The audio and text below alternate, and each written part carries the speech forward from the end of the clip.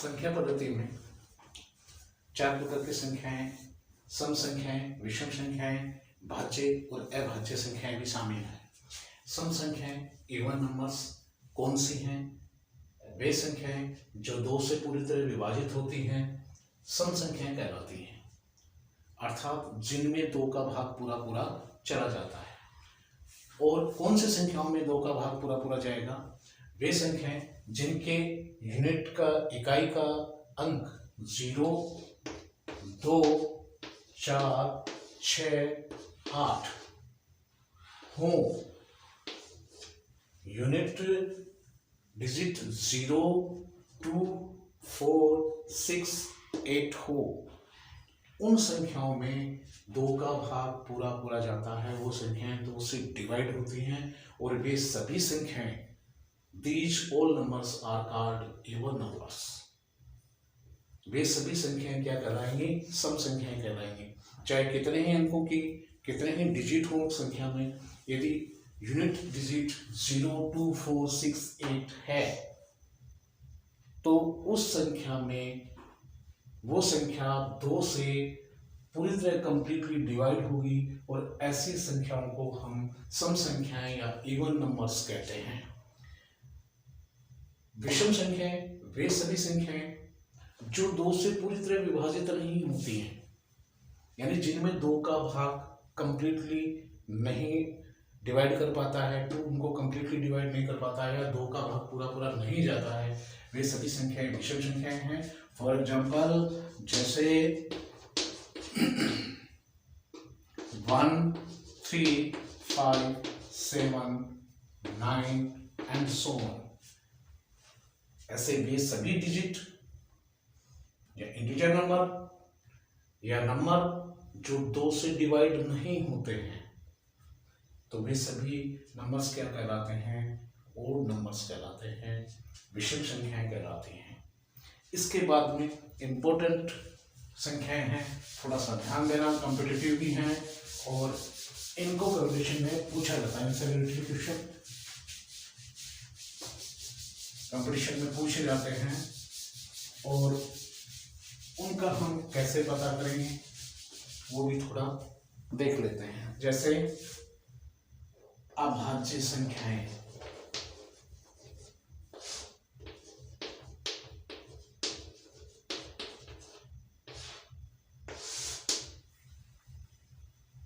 अभाज्य संख्याएं, या चलो पहले भाज्य संख्याएं देख लेते हैं, कंपोजिट नंबर देख लेते हैं।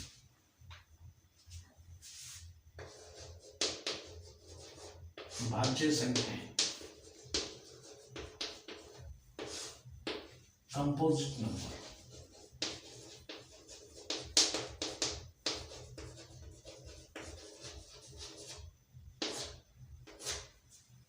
किसे हम कंपोजिट नंबर्स कहेंगे या भाज्य संख्याएं किसे कहेंगे? वे सभी संख्याएं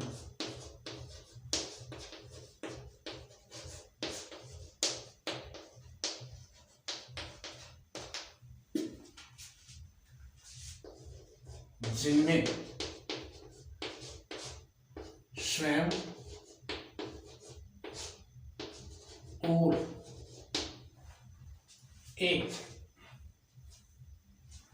को छोड़कर, स्वयं और एक को छोड़कर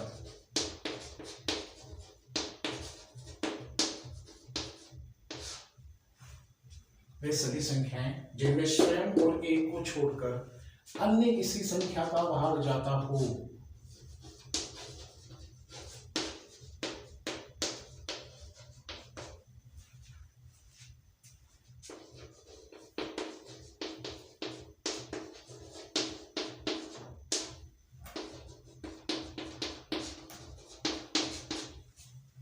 वे सभी संख्याएं जिनमें स्वयं और एक को छोड़कर अन्य किसी संख्या, कोई भी संख्या, अन्य किसी भी संख्या का भाग पूरा पूरा जाता हो, वे भाज्य संख्याएं कहलाती हैं।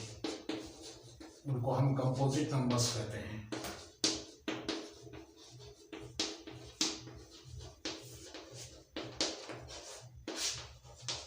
फॉर एग्जाम्पल जैसे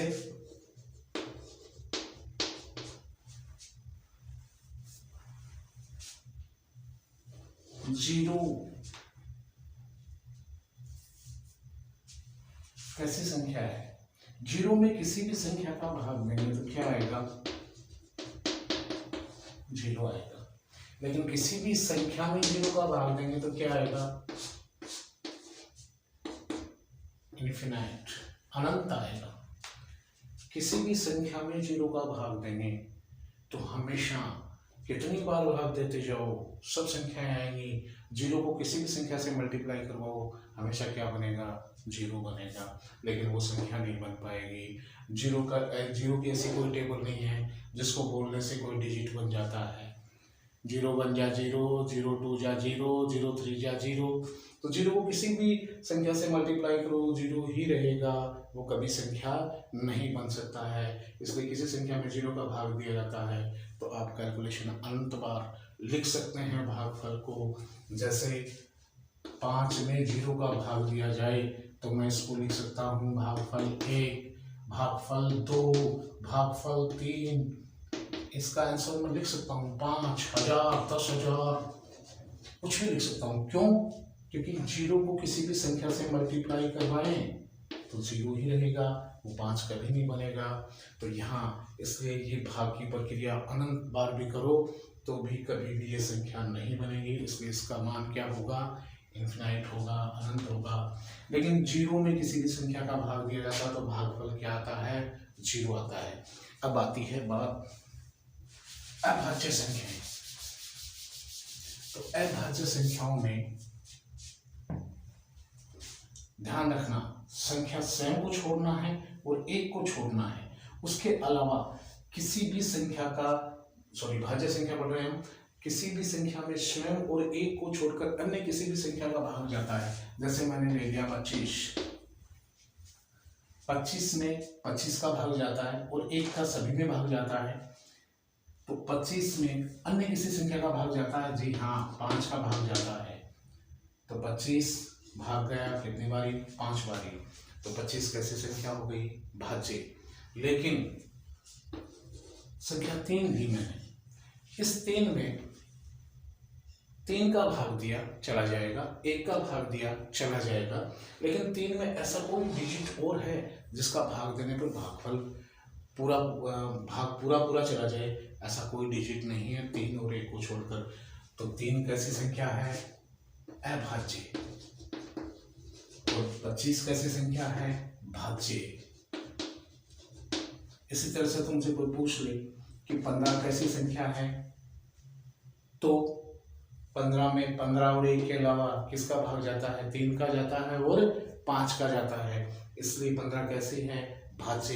लेकिन अगर तुमसे कोई कहे कि 7 में भाग देकर बताओ 7 भाज्य है या अभाज्य, तो सिंपल सी बात है, 7 में 7 का भाग जा सकता है पूरा, 1 का जा सकता है।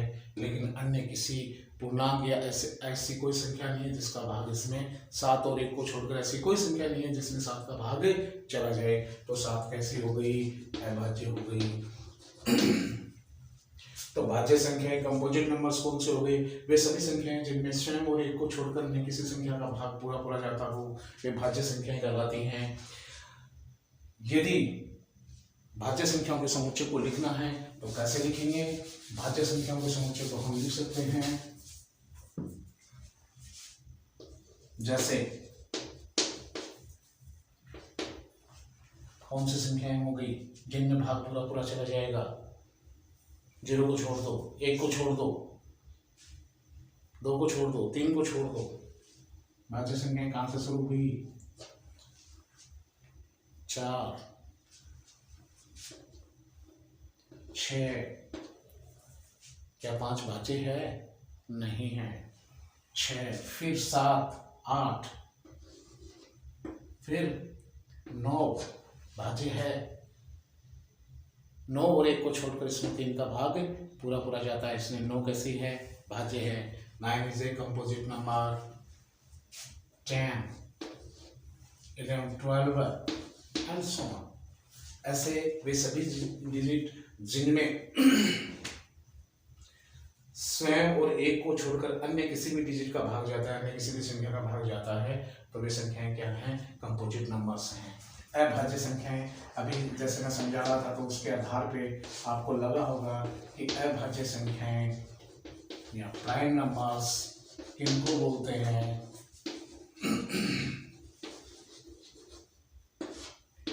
वे सभी संख्याएं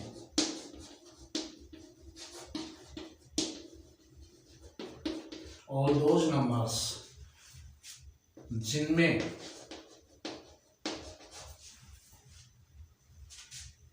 एक और स्वयं के अतिरिक्त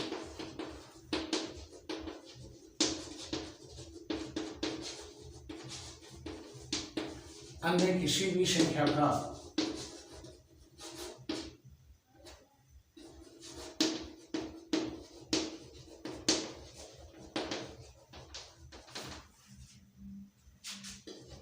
पूरा पूरा नहीं जाता है,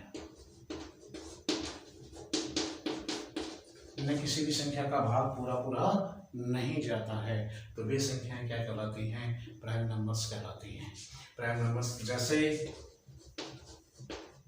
अभी हमने देखा था, क्या 1 प्राइम नंबर है? नहीं है। 1 note a composite number, note A prime number. एक ना तो भाज्य है और ना ही अभाज्य। एक ऐसी संख्या है जो ना तो भाज्य है और ना ही अभाज्य। तो जैसे कहाँ से शुरू होगा? 2, 3, 5, 7 एंड सो ऑन। ऐसी वे सभी संख्याएं जिनमें स्वयं और एक के अतिरिक्त अन्य किसी संख्या का भाग नहीं जाता है, क्या कहलाती हैं? अभाज्य संख्याएं कहलाती हैं। ठीक है, बात समझ में आ रही है? तो 2, 3, 5, 7 आगे कौन सा नंबर आएगा? 7 के बाद में कौन सा नंबर आना चाहिए?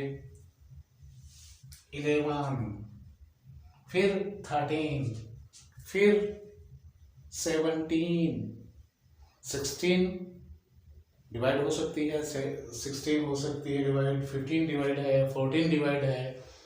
तो ये सभी संख्याएं जो एक और स्वयं के अतिरिक्त अन्य किसी भी संख्या से डिवाइड नहीं होती हैं, क्या कहलाती हैं? प्राइम नंबर्स कहलाती हैं।